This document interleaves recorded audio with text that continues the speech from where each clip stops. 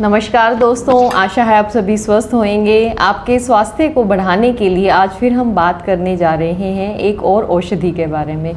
दोस्तों, इसे अगर हम औषधि ना कह के फल कहें तो वो बिल्कुल ही सही होगा। आज हम बात करेंगे बेल पत्थर के बारे में। आपका जाना पहचाना है, बहुत ही कॉमनली मिलने वाला, बहुत ही ईजिली अवेलेबल होने वाला और घर घर तक अपनी पहुँच बनाने वाला होता है। जो बेल पत्थर का फल है उसे हम ना केवल एक फल की तरह है, लेकिन उसको हम औषधि की तरह कैसे, उसको एक दवाई की तरह हम कैसे यूज़ कर सकते हैं, आज हम उसके बारे में बात करेंगे।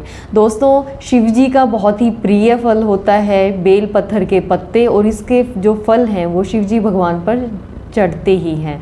और क्योंकि इसका आस्था के साथ यह पौधा जुड़ा हुआ है तो आप समझ ही सकते हैं कि इसमें औषधीय गुण कितने ज़्यादा होंगे। जो बेल पत्थर का जो फल रहता है वो अभी, क्योंकि गर्मियों का मौसम है, इस मौसम में जो इसका फल है वह बिल्कुल पक जाता है। पके हुए फल को अगर हम लेते हैं, उसको तोड़कर उसको फोड़ने के बाद उसके अंदर का जो पका हुआ गुद्दा मिलता है, उसको अगर आप कच्चा खाते हैं बहुत ही स्वादिष्ट मीठा होता है, या फिर उसका शरबत बना सकते हैं तो उससे आपको बहुत फ़ायदा लगता है। अब हम जानेंगे कि इससे हमें क्या फ़ायदा मिल सकता है।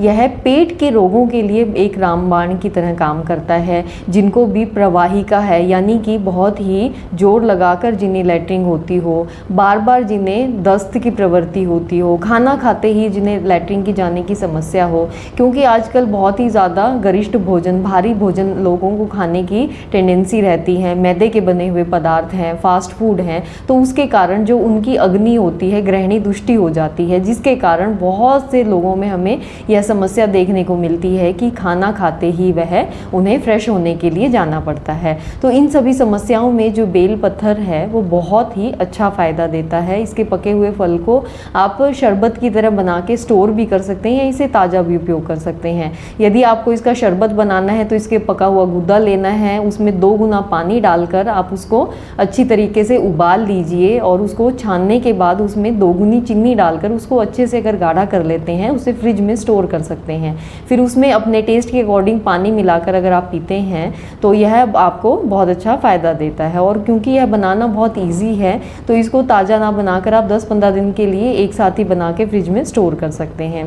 पेट में जिनको खूनी बवासीर होता है उसमें इसका बहुत अच्छा फ़ायदा लगता है, या फिर जिनको खूनी दस्त होते हैं लैट्रिन करते हुए, जिनको साथ में अल्सरेटिव कोलाइटिस की दिक्कत है, या फिर जिन महिलाओं को बहुत ज़्यादा मासिक धर्म आने की समस्या है, तो वो इस फल का अवश्य सेवन करें। अक्सर रोगी आते हैं और वो कहते हैं कि जी हमें क्योंकि उनके पास खाने पीने के, डॉक्टर उनको बहुत परहेज़ दे देता है, तो खाने पीने के ऑप्शंस उनके पास काफ़ी कम रहते हैं। तो उसमें अगर हम ऐसी चीज़ को अगर हम सम्मिलित कर लें जो कि साथ में एक औषधि है और साथ में एक उनकी खाने पीने की उनकी एक प्रिय वस्तु है, तो यह सोने पे सुहागे की बात हो जाती है। तो दोस्तों, क्योंकि अभी बेलपत्तर बहुत ही प्रचुर मात्रा में अवेलेबल हैं तो इससे स्वास्थ्य लाभ आप ज़रूर लें। अगर आपके आस पड़ोस में कहीं पे बेलपत्थर का पौधा लगा है तो उसके जो पत्ते होते हैं, उसके पत्तों को अगर आप चबाते हैं खाली पेट, तो जो शुगर के मरीज के रोगी हैं, शुगर के पेशेंट हैं जो, उसमें भी यह बहुत अच्छा फ़ायदा देता है।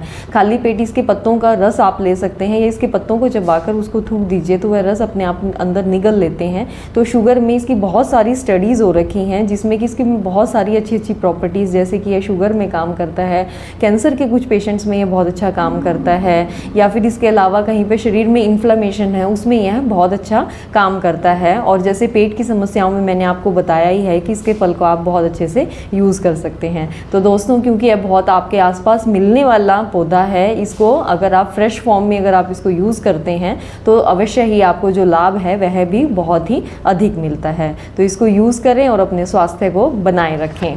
धन्यवाद।